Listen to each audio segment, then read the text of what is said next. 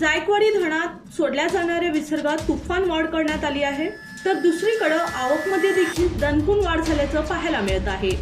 सध्या किती क्युसेकनं विसर्ग सोडला जात आहे, तसंच आवक किती येत आहे याचा आढावा आपण या व्हिडिओच्या माध्यमातून घेऊयात।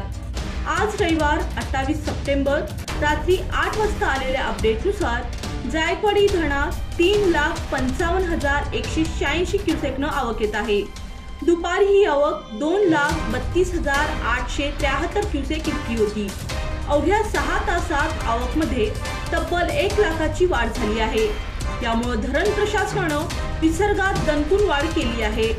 दुपारी 1,60,000 क्युसेकनं पाणी सोडलं जात होतं, आता रात्री यात दणकून वाढ करण्यात आली आहे। सध्या 2,54,664 क्युसेकनं विसर्ग सोडला जात आहे। यामुळे गोदाकाठच्या नागरिकांना सतर्कतेचा इशारा देण्यात आला आहे। नदीमध्ये कोणीही उतरू नये असं आवाहन देखील करण्यात आलं आहे।